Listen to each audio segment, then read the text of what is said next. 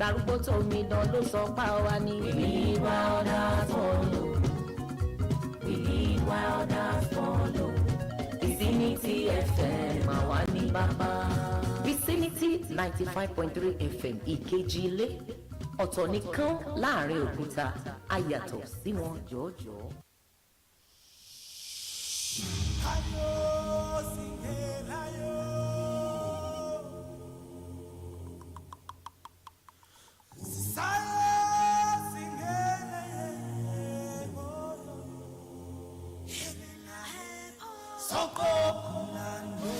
We are 95.3 Vicinity FM. Hey, hey, hey. Them no understand what you face on your own when you run your race. No one can see it, no one can fail, but you keep it cool, 'cause you're trying to keep it real. You done the ground too long, not be today, on your grind so long, but it's not a waste. Soon them go see your actions speak. This is just a test, soon it will be complete. 'Cause if you follow waiting them talk, you know go make a man. And if you follow waiting them do, you know go make a man. When you see the mountain, you gonna climb it, you gonna climb. When you see the mountain, you gonna climb it, you gonna climb.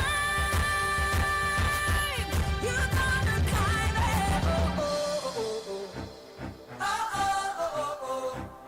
oh oh oh oh oh oh. The sun has come, won't wait too long. Can you feel it deep in your soul? 'Cause I can feel it, nothing can kill it. In the battle hold, I hope you've understood. 'Cause if you follow waiting them talk, you know go make a matter. Welcome on the morning show on your darling station, Vicinity 95.3 FM. Yeah, it's a beautiful Thursday morning. I'm your host, OLUWAFUNKE Israel. Good to have you again. Good to be here once again. Good morning. I am Aisha Ibrahim. Good to have you this morning on the Good Morning Show.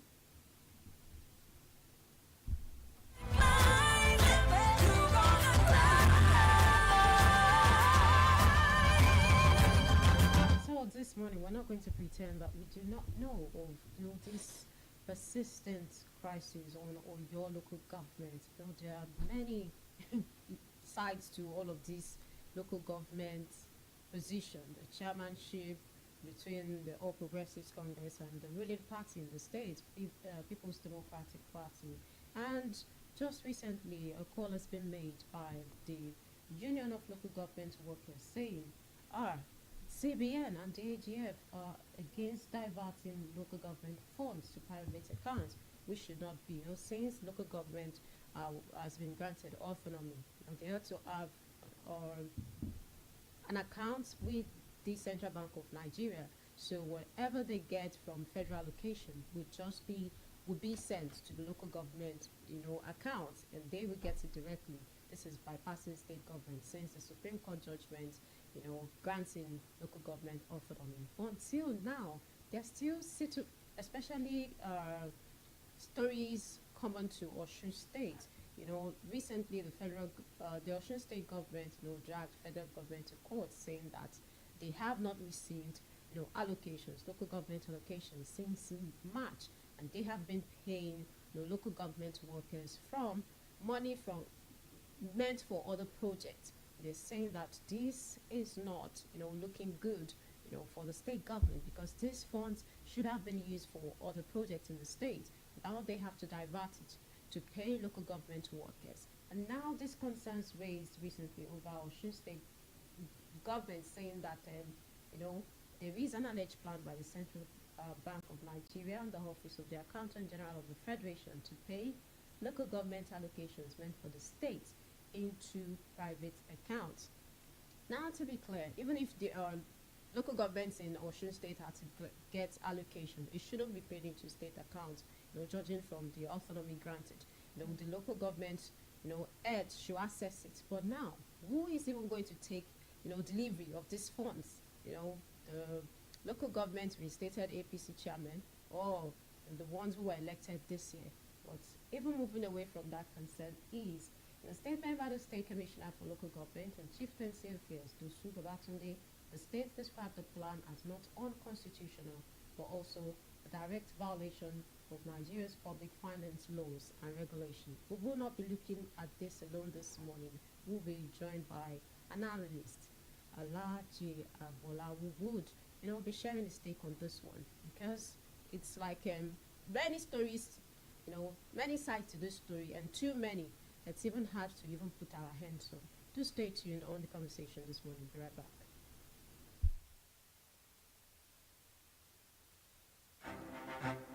Hey, hey, hey, them no understand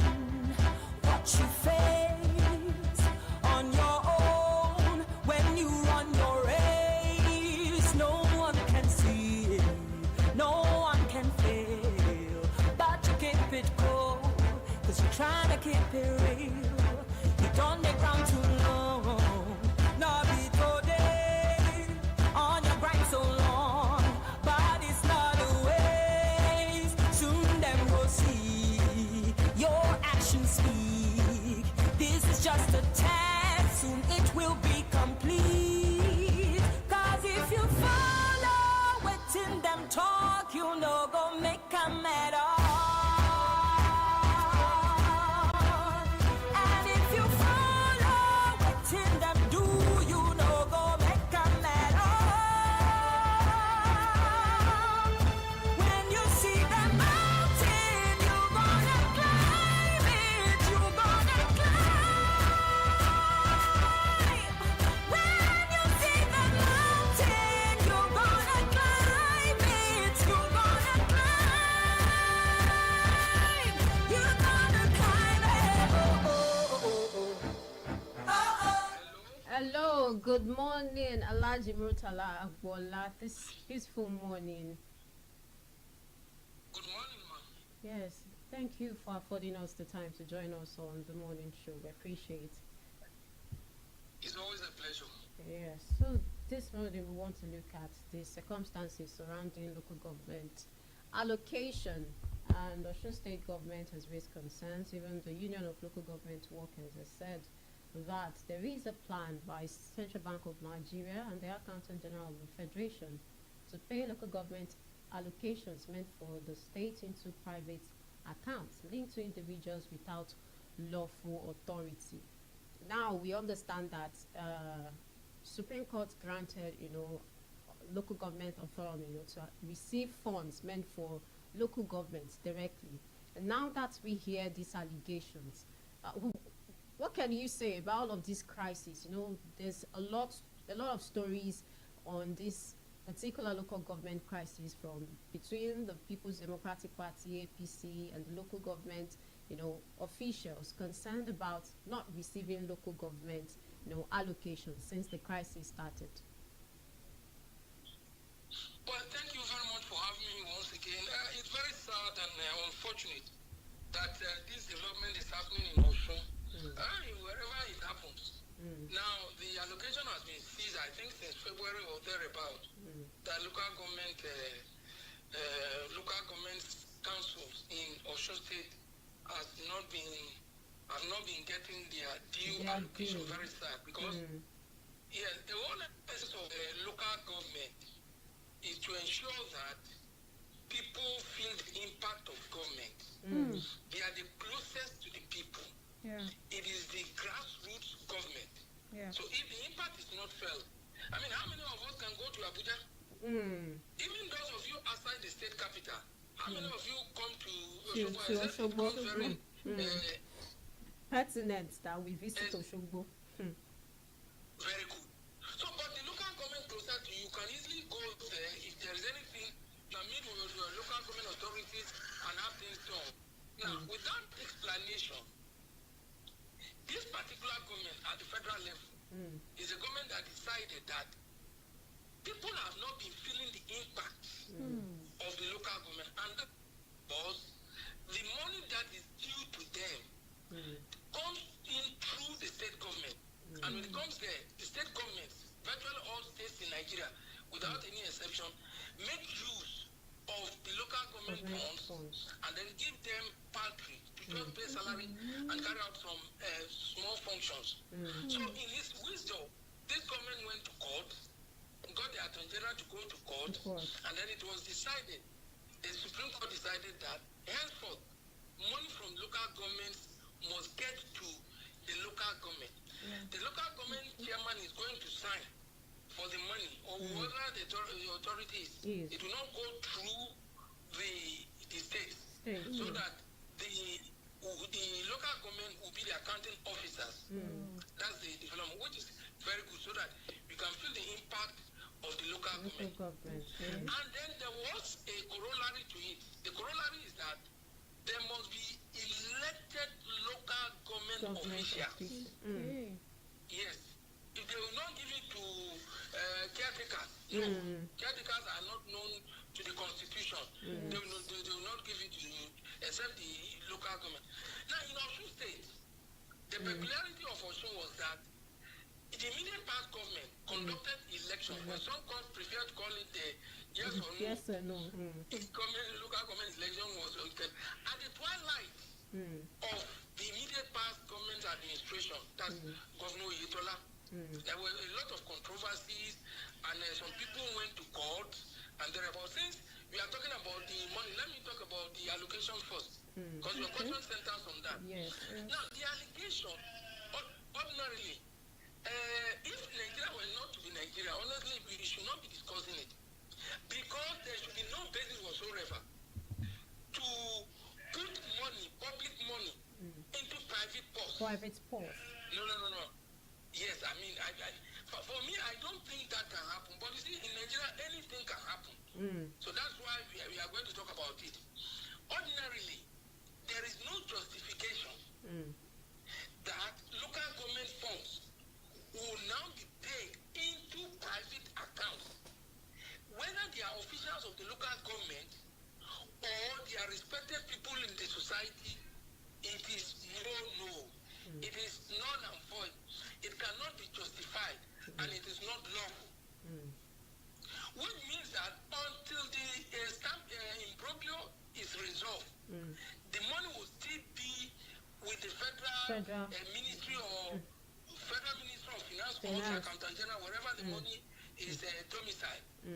It should not, and I don't think. But see, it is good that those who raise the alarm raise it, because in Nigeria, anything can happen. Now, coming to a situation where there is no registered information that, okay, this money is supposed to go to constitutionally elected local government chairman. If we say for them to, if that situation is not addressed yet, that means giving them these funds will not go through. And now, if we are to even say this money should be distributed, to local councils, what do you think? What group would have this? Is it the yes or no, or the elected local government chairman in the February 2025 elections? Honestly, if you ask me, in my own opinion, it is only the Supreme Court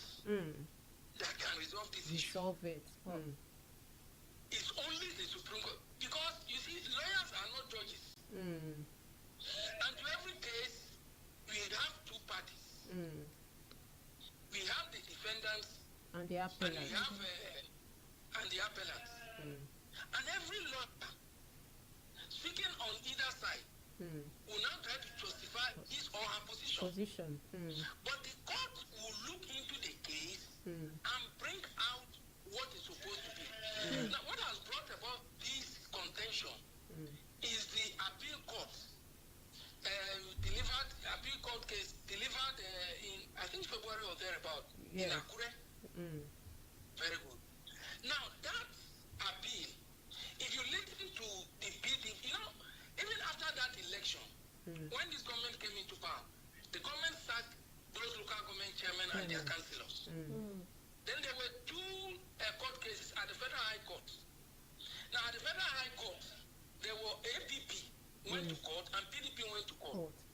But the PDP went before time. So, because I'm not a lawyer, please let me make that very clear.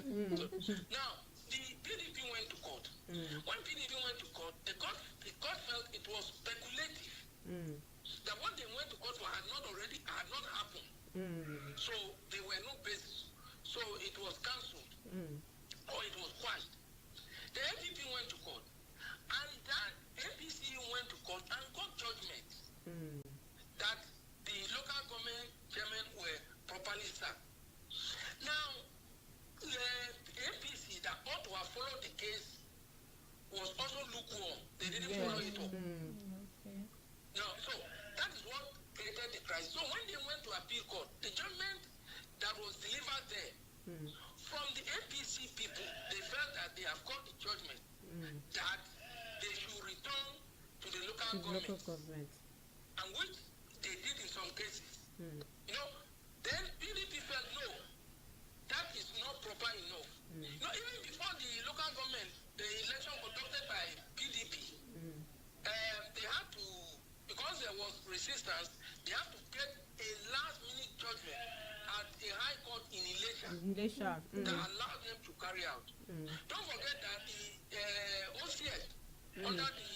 chairmanship of Hashim Abiyoye, now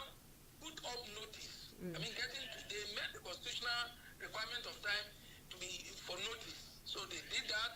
and eventually they were to hold the election. But before the election could be held, the court judgment, the appeal court judgment in Akure had come in. On which basis the APC said there was no even need for any local government election. Because they have the judgment. Now the argument of PDP is that the judgment you had in Akure did not give you, it was not a consequential order, mandatory order that you people should go and resume. That was the contention of the PDP. Now the APC said, no, we have got the judgment, so there's no problem, we are going to resume. So they resumed. Now it resulted into the loss of some lives, particularly the APC chairman at the Irewole local government. So in the wisdom of the governor, even after the election had been conducted, the governor asked his own, that's the PDP, the election that was conducted this year, that, I think February or thereabout, that they should stay away so that the crisis would not escalate, which was, in fact, a statesman-like policy or decision by the government. Because if not, only God knows the number of lives that will have been lost. Now, be that as it may, the situation we are now, honestly, from my own perspective, the only institution that can declare what the Court of Appeal said is the Supreme Court. Don't forget that the APC too went to court. And then when they went to court, they went to appeal court again. That was the judgment given last Friday by Justice Obiora. Now, the argument they went for is that the appeal court should relist the case they suspended. And the government, no, you can't waste our time. Because when you had time to pursue this case, you didn't. So if you have left it fallow, then there's no basis for you to come and ask us again to release it. So they quashed it, and they had some harsh words for even the lawyer. Now that is the situation. So now we are divided between what the APC are saying and what PDP is saying. And when there is a contention like that, the appropriate institution that can give the right verdict, to my mind, is a higher court than the appeal court. So now appeal court has given two cases, and in fact, you see, to some lawyers, the judgment given by Obiora last Friday did not affect the substantial issue. And the substantial issue has to do with who is a rightful occupier or that should go to the local government. I don't know whether you understand what I'm saying. Yes, Yes. we do. Are you with me? Yes, Yes. we do. Yeah? Very good. So it is not a major, if you are referring to last Friday's judgment, it is, I've said it earlier that I'm not a lawyer, but the little I understand is what I'm saying. Yeah. So they are saying, that's the argument of the APC, that the judgment given by Obiora did not substantially affect the case with what has to do with who is the rightful owner of the office now. But it has to do with releasement. That is the issue we left fallow for some time. Is we want you to consider again, and the court said no, you can't waste our time on things like this. So that's the situation. So for me, my own understanding is that let somebody go to Supreme Court, and then when they go to Supreme Court, then the Supreme Court, whatever they say, rightly or wrongly, because they are the final, they are infallible. Not because they cannot make mistakes, but they are final. Yes, so they that's have the final say. understanding of the situation. Now, you made it clear that the Supreme Court has the final say.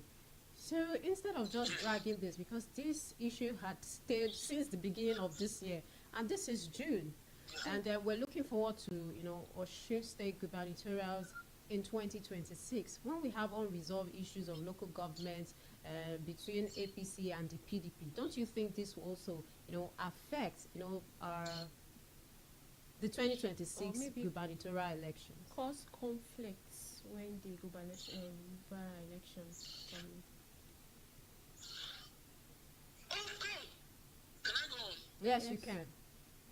Yeah, of course it will. It will. I mean, because the local are part of Osun. So it will. But I'm believing that it will be resolved before then. Before then. Now, but you see, if any party, there are two parties now.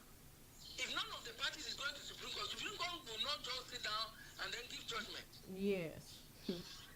You have of to the file a parties must suit. go. Either of the parties must go. Yes, the Supreme Court. So if you go, then the Supreme Court will be able to deliver judgment. But if neither of the parties is going, then it means it will prolong or it will hang on for as long as they decide to go. So the best thing to my mind is that a party, either of the two, either APC is going to court or PDP is going to court, but one of them must go. You see, no amount of statements, comments. yes, will solve the problem. That's the way I understand it. Yes, because when we have a judgment now, everybody know where they stand, and they have to obey This is my the sister. ruling of the Supreme Court. So we're appealing that something should be done, because this is not even allowing residents in the state and other stakeholders who are suing for peace to even know where to stand, because we just keep repeating, coming back on the same thing. Okay, your last words on this. Well, you have said Supreme Court will resolve this, and they have been advised to visit the highest court in the country to resolve this. Do you think this will come into play in no time? Well, it all depends on the way you see. My advice to both sides is that we rule over people. The interest of the people must be paramount. The whole essence of government is to ensure that the welfare of the people is taken care of. You see, the primary or the fundamental function of any government anywhere in the world is protection of life and property and the welfare of the citizens. So as it is now, well, the government has even tried, they are paying the salaries of the local government, the functionaries. But if they are getting their money, then it means the impact will be more felt. Though it's not enough, it happened in Lagos too, under the administration of the current president, the sitting president, when he was the local government, when he was the governor of Lagos State. Eventually, the money was paid and it became a bonus. But I don't think we need to drag on for long. Let the needful be done. Let either of the parties go to court, that's Supreme has the final say, so that the impact of the local government will be felt. I don't think the whole idea is that you keep the money somewhere else for some time. No. So the citizens, thank God, we have cooperated enough. Let the government do the needful. Let the parties involved in the case also do the right thing by going to Supreme Court, so that it will be resolved. And then it should be resolved even very soon, so that we know where we stand before next year's election. We have. You have spoken well on this issue. We appreciate your contribution on it. So we look forward to these matters being resolved soon. And honestly, we must applaud the residents of Osun State, not jumping on this, because they know all of this still concerns them. Because if we get funds, of course, it will address some of the issues these people are seeking, to see their problems solved and then meet other infrastructural developments in the state. Thank you, Alhaji Murtala Wola, for joining us on the show this morning. It's always a pleasure. Thank you. Do have a lovely day, sir.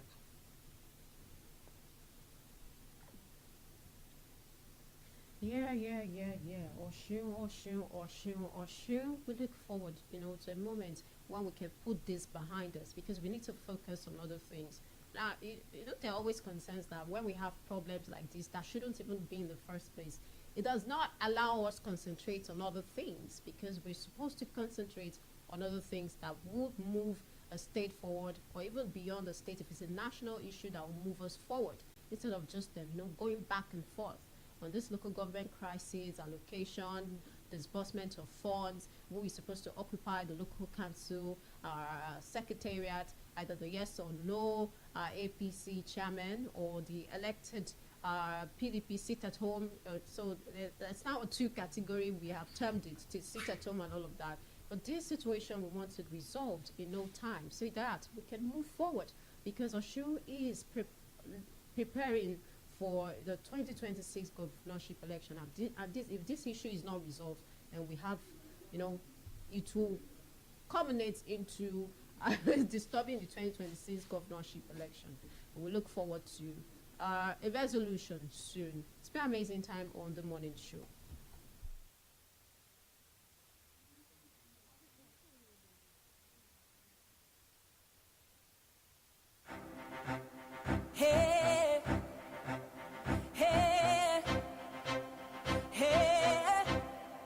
Them no understand what you face on your own when you run your race. No one can see it, no one can fail, but you keep it cool, cause you're trying to keep it real. You don't make ground too long, no be today, on your grind so long, but it's not a waste. Soon them go see your actions speak. This is just a test, soon it will be. Yeah, it's just at first, and we hope it comes to an end. Thank you for joining us on the morning show. Here at station Vicinity 95.3 FM. I am OLUWAFUNKE, signing out this morning. The executive producer, CJ Kadishala Slami, and to my partner, I am Aisha Ibrahim. Thank you for joining us, and do have a great day.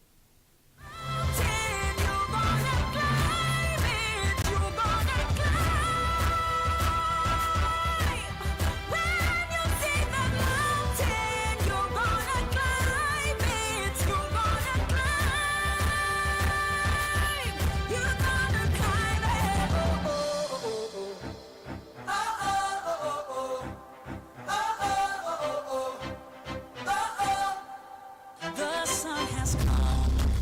won't wait too long. Can you feel it?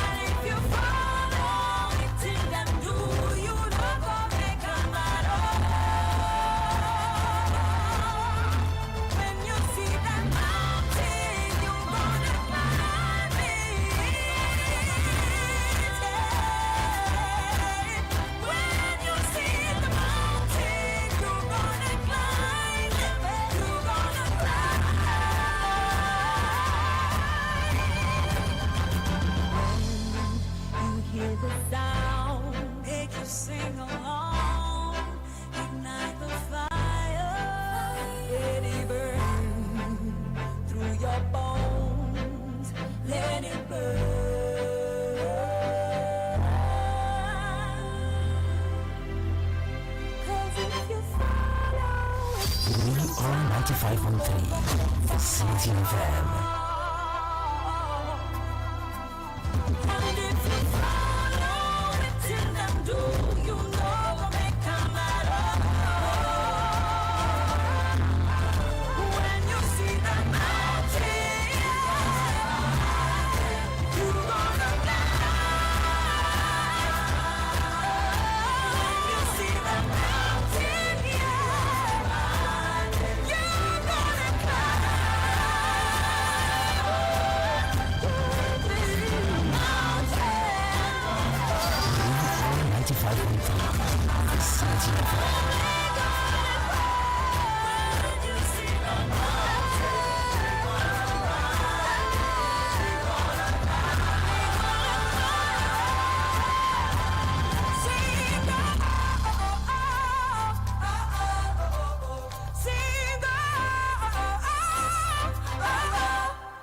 Magane akare.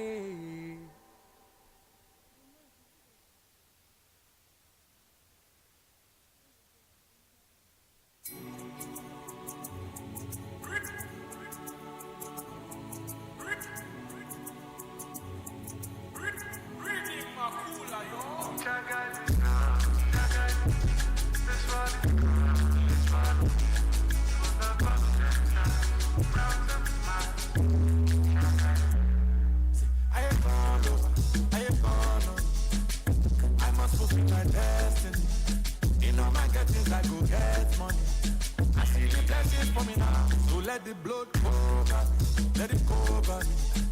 Can protect me from my enemies. My Jackie, I want to cover me, oh. I want to see another day. So them fit know, and somebody fit go. Those situations get tougher and hard. I believe in anyone and on the sun. So them fit know, and somebody fit go. Those situations get tougher and hard. I believe in anyone and on the sun. Nobody but you, yeah.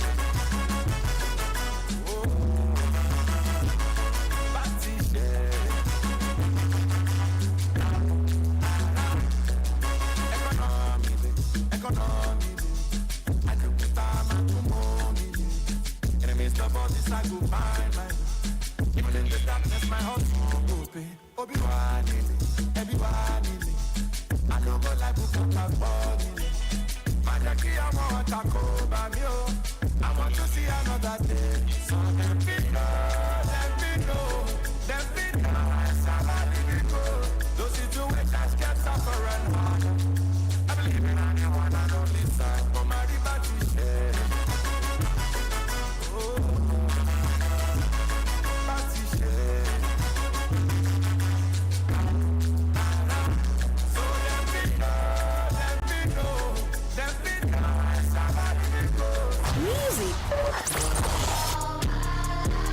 Sports, in towards Lukaku. entertainment, politics, all on your darling station, Vicinity 95.3 FM, Ikejile, Ijesha.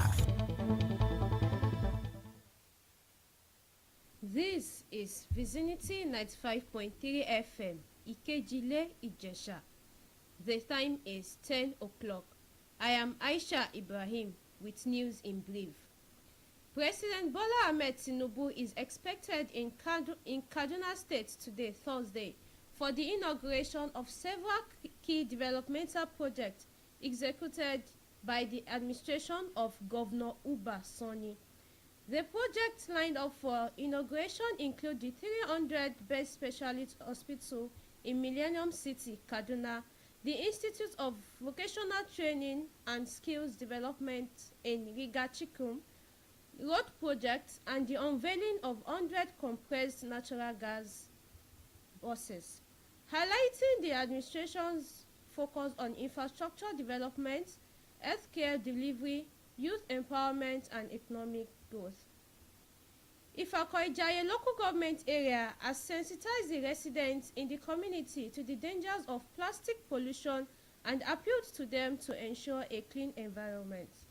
The chairman of Ifako-Ijaiye local government area, Oriyomi Amzat, Represented at the event by the Vice Chairman OLUWAFUNKE said this at the sensitization meeting to commemorate the World Environmental Day in Lagos. Hamzat urged residents in the state to maintain clean and hygiene environment.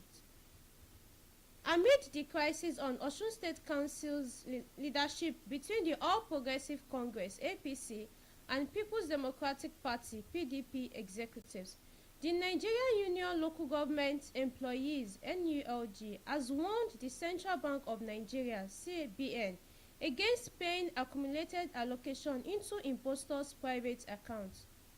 President of the Union, Comrade Kehinde Ogungbangbe, in reaction to a letter dated June 10, told reporters the Office of Accountant General of Federation (AGF) already gave the conditions of opening accounts for the payment of allocation by the Apex Bank, calling on the parties involved to facilitate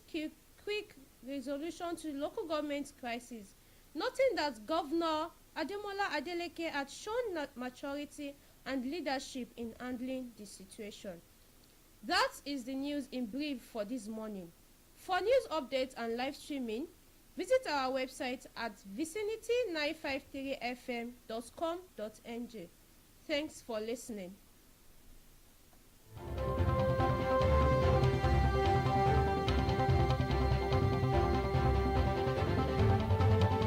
Music, sports, in towards Lukaku. Entertainment, politics, all on your darling station, Vicinity 95.3 FM, Ìkejìlé Ìjẹ̀ṣà. Àtìríṣi lórúkọ mi.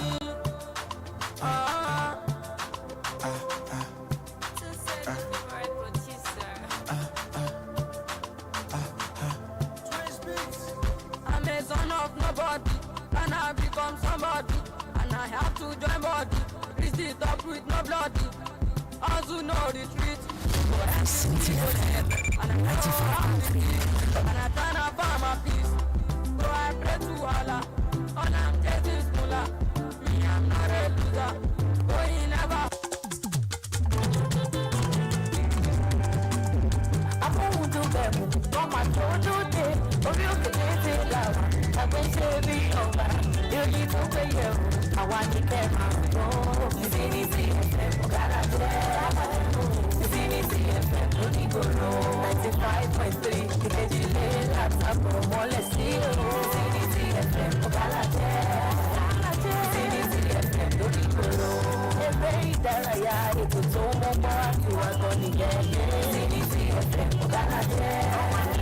Vicinity FM. Only go low. Àwa la ṣojú ìjọba abẹnú bọ́ fún mẹ́kúnnù àwa ṣàníyàn. Vicinity FM. Gotta get. Vicinity FM. Only go low. It's a secret tí wọ́n ti yẹ polówó ọjà. Vicinity FM. Gotta get. Vicinity FM. Only go low. Big place to be able to. Am I in for the round? Vicinity FM. Gotta get. Vicinity FM. Only go low.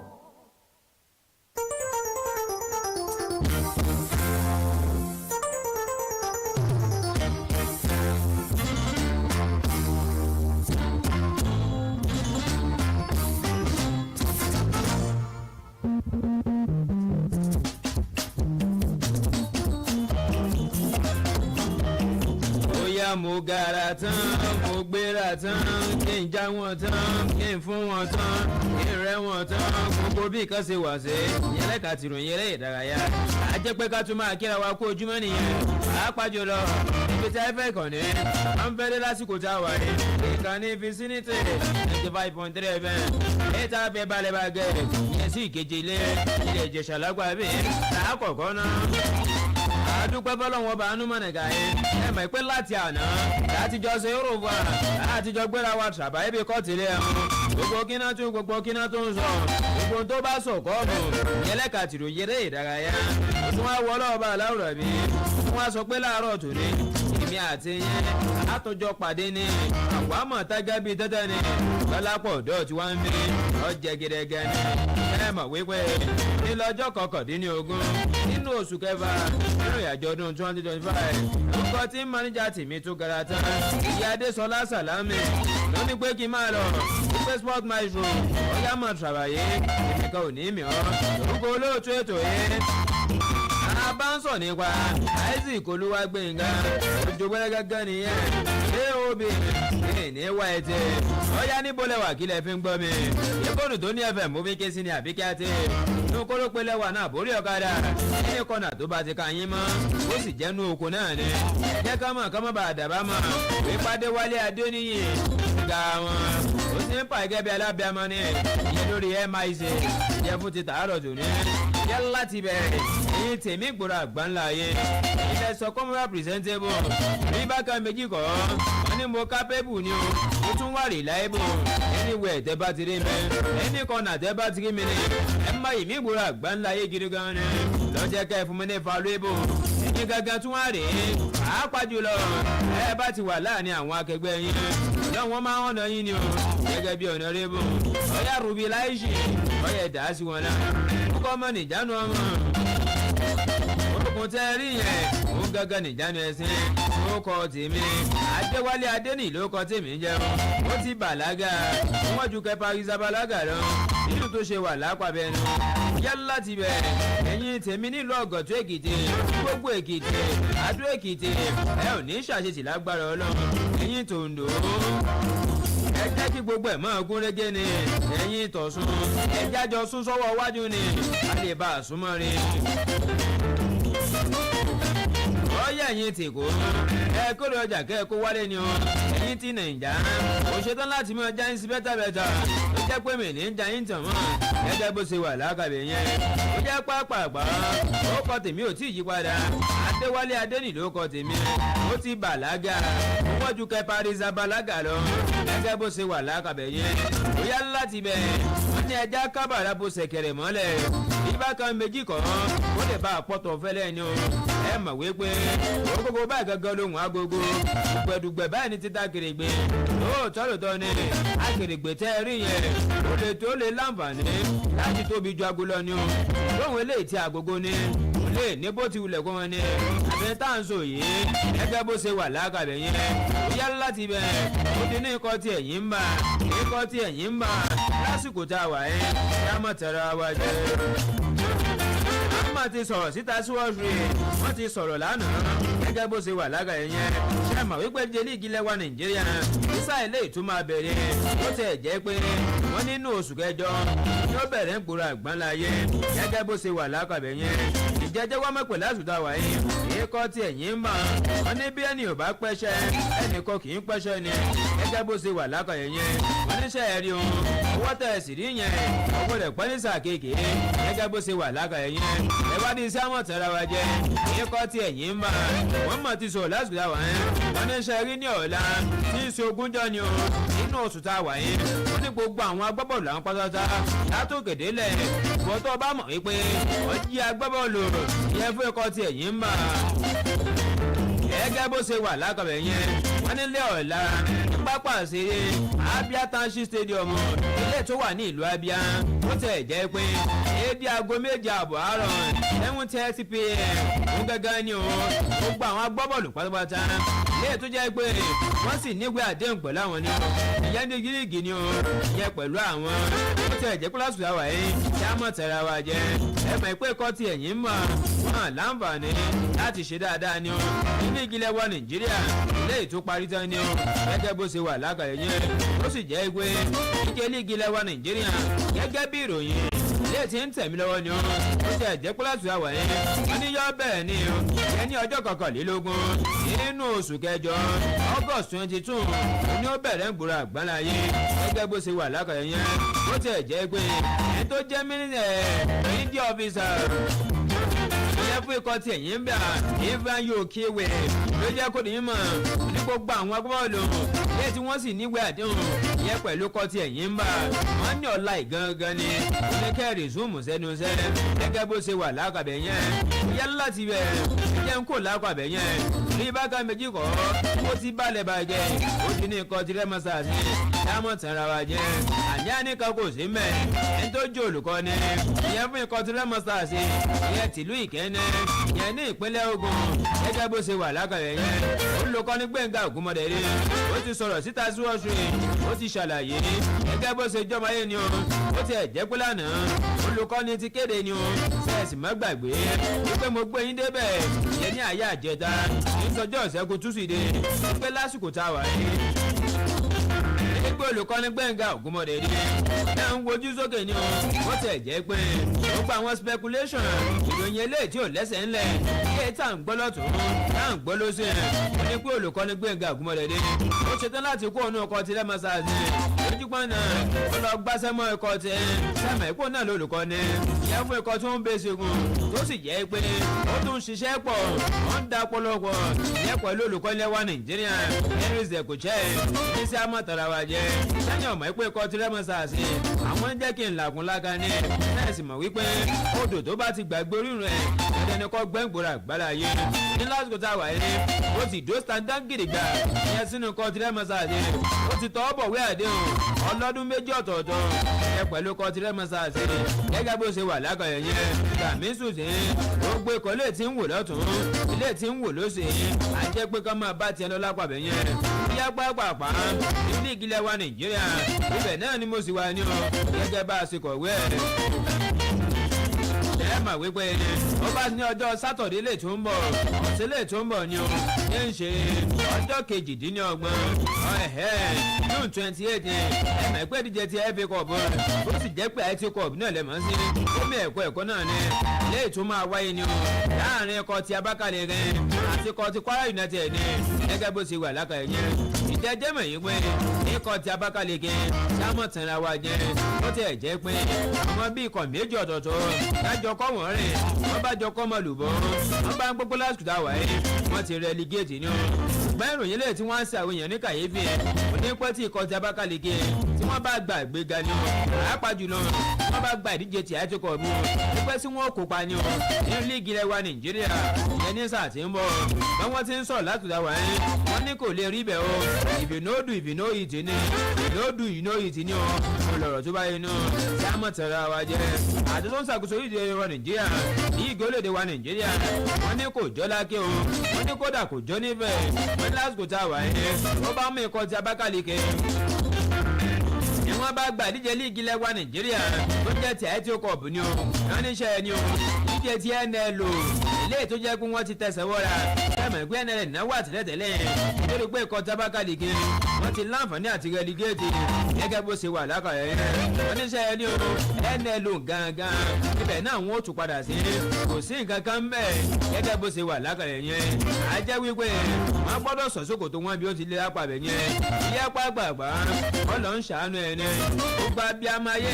ọlọ́ọ̀ni já fojú sunkún ọmọ ní o ẹrù tábí àmì ètú wò wọn ní wàá gbé báwa ní ẹ láyé sàmì àbẹ̀rí sí ẹ mọ̀ wípé ìròyìn ilé tí mò ń gbà sí i la yẹ láti bí oṣù eléyìí tó jẹ́ pé oṣù bíi méjì sẹ́yìn tó tẹ̀ jẹ́ pé ìdáwọ́ mọ́lẹ́wà Nàìjíríà abẹ̀sẹ̀ kò bí òjò ọ̀làníwájú ilé tó dọ́lọ̀ nípa ẹ̀yìn o nínú ìjà alágbára ilé tó wáyé ní lórílẹ̀‐èdè Ghana ìyẹn nínú oṣù kẹta nínú ọdún tá a wà yìí ó jẹ́ pé sàdédé ló ṣubú ilẹ̀ abáǹsọ̀ nípa Olúwaṣẹ́gun ló ṣubú ilẹ̀ nígbà tí ìjà ń lọ ní o ìyẹn ní ìlú Accra lórílẹ̀‐èdè Ghana ó tiẹ̀ jẹ́ pé láti gbà ìjẹ́jẹ́ mọ̀ ìwé Olúwaṣẹ́gun kò tí ì wọ káàlẹ̀ lọ ó jẹ́ pé wọ́n ń ṣe autopsy lọ́tún wípé kí ló lè fa ikú ọmọkùnrin kí ló lè fa ìgbọ́mọ̀ra wọn sẹ́mọ̀ wípé bẹ́ẹ̀ bá ṣe rí pé àti tó ń ṣàkóso boxing ìyẹn lórílẹ̀‐èdè wa Nàìjíríà àti orílẹ̀-èdè Ghana àwọn méjèèjì ọjọ́ ní ìfàǹfà gírígá ni o ìpèsè bá ọmọ ti kún báni gbókù ọmọ náà ẹ jẹ òkú ẹ ní lásìkò tá a wà ẹ wọ́n ti gbé òkú ẹ dé lánàá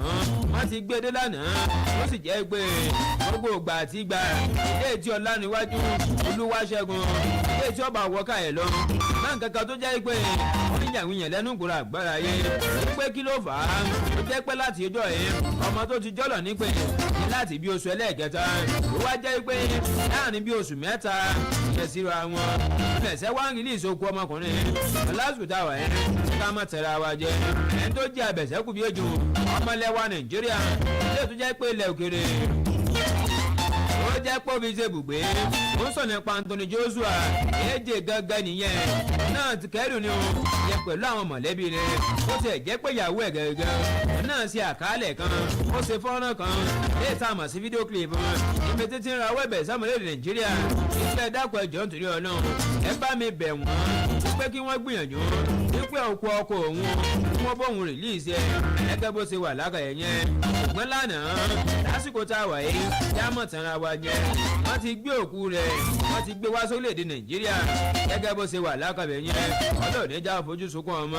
nínú tó ṣe wà lákàbẹ̀ náà ó yá láti bẹ̀ ilẹ̀ wa Nàìjíríà ibẹ̀ náà ni mo sì wà ní o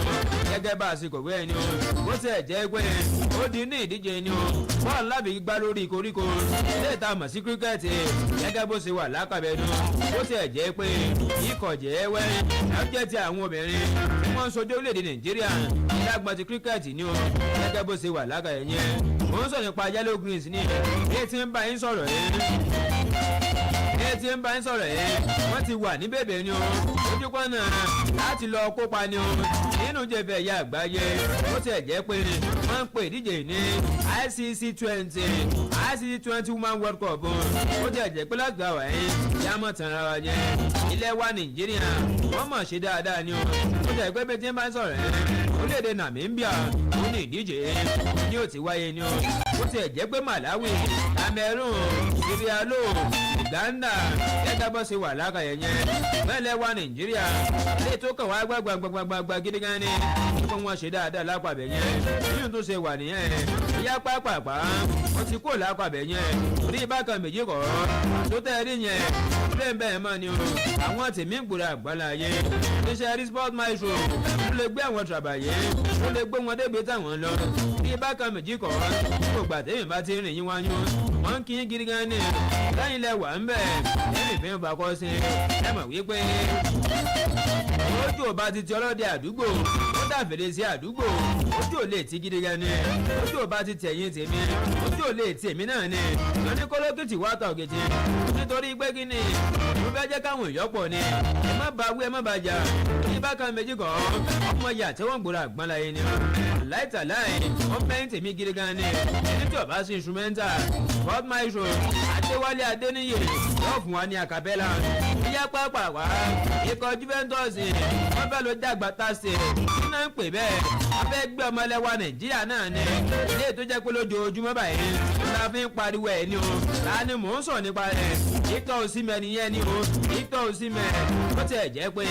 nínú rọ́nà láti mọ̀ ó tọ́ nínú ọ̀tọ́ náà láti mọ̀ ọ́ lọ méjèèjì ń bára wọn ṣiṣẹ́ ni wọ́n tẹ̀lé ìtumọ̀ra wọn ni gẹ́gẹ́ bó ṣe wà lára rẹ̀ yẹn ní bákan méjì kọ́ ẹ̀mẹ́ pé Victor Osimhen ikọ̀ Napoli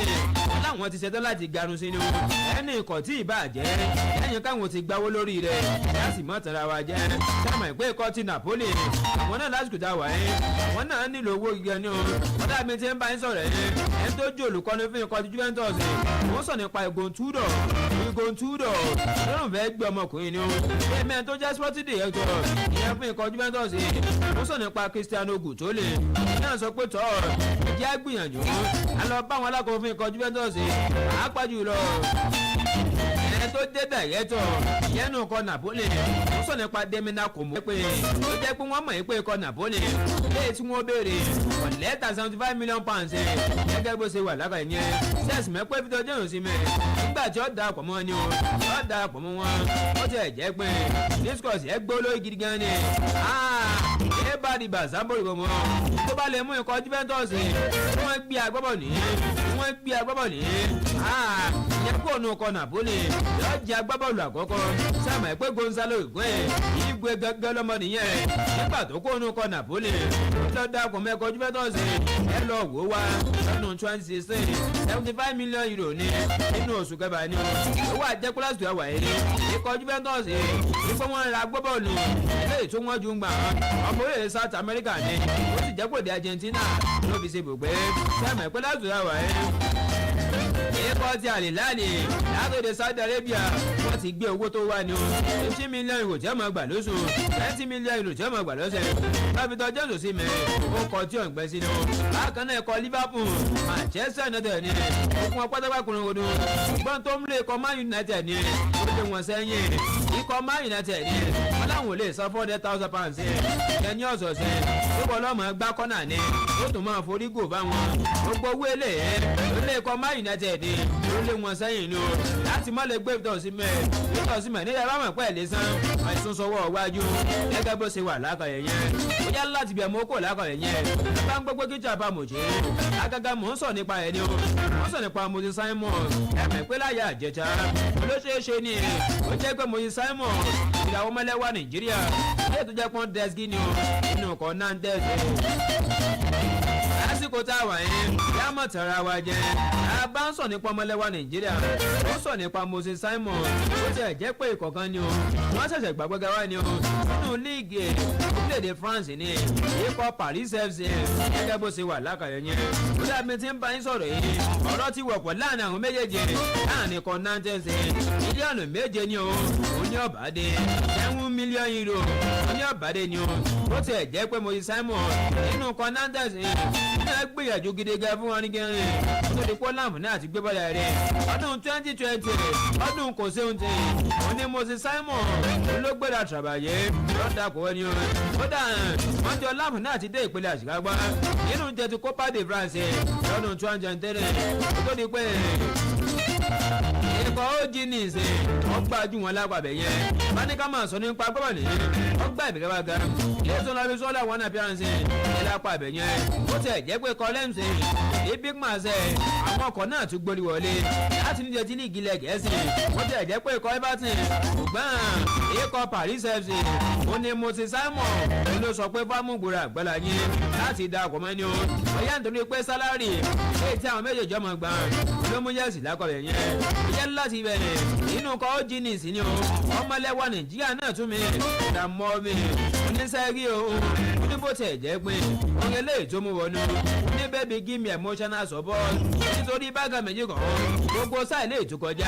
nínú kọ̀yé sáà 2024-2025 mú olóhùn wá emotional gidi gan ni nínú kọ́ Oginis bó tẹ̀ jẹ́ pé lánàá wọ́n sọ̀rọ̀ yìí ni o nígbà tó fi sọ̀rọ̀ ìròjára rẹ̀ agbọ́n tí Instagram ni o pé wọ́n fèsì challenges gidi gan ni o ó dáhùn tó fèsì mọ́kànlá ó ní gbogbo bóun ṣe ń fèsì ẹ̀ lọ́tún ká mọ̀ tẹ̀ra wa jẹ́ sẹ́mẹ̀ pé ó jẹ́ ẹ̀rọ mọ́bì sẹ́mẹ̀ pé ó ní ìfarapa ilé ìtamọ̀ sí ankle injury ó jẹ́ pé wọ́n bá àṣìṣe abẹ mú yóò jẹ́ kó láǹfààní láti gbá bọ́ọ̀lù ìyẹn ní sáà tó kọjá sáà tó kọjá ni ìyẹn nínú ọkọ̀ ẹgbẹ́ agbábọ́ọ̀lù ọkọ̀ tí ó jẹ ní oníṣùgbọ́n ó dúpẹ́ gidi gan ni lọ́wọ́ ọkọ̀ tí ó jẹ ní ẹ̀bà kẹ́dẹ̀gbàgbé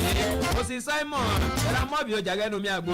ọ̀dàkọ̀ mẹ́kọ̀ tí ó jẹ ní ìsẹ̀ lọ́dún 2023 ó ti ẹ̀ jẹ́ pé wọ́n gbé ọmọkùnrin láti ní ọkọ̀ tí FC Lorient lórílẹ̀‐èdè France náà ni tí a mọ̀ tẹ̀ra wa jẹ́ ìbò èsè dáadáa tó ó jẹ́ kí ikọ̀ tí ó jẹ ní ìsẹ̀ ń wọ́n gbẹ̀tẹ̀ pátápátá oníṣùgbọ́n I'm ready to put my effort in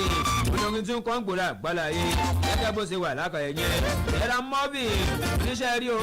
gbogbo ògbà àápàjùlọ nísà ilé ìtukọ̀já nínú òun òdò gidi gan ni o gẹ́gẹ́ bó ṣe wà lákàyè yẹn ọlọ́run kù ṣàánú alukoro ní tí ń fèsì ń gbòòrò àgbàlá yìí wọ́n bá rí tẹnìkan ẹlòmíín ní orí tẹlòmíín yóò sì máa dúpẹ́ ní ìyá pàgbàgbà lásìkò tá a wà yìí jẹ́ẹ̀jẹ́ mọ́ Délé Bàṣírù ni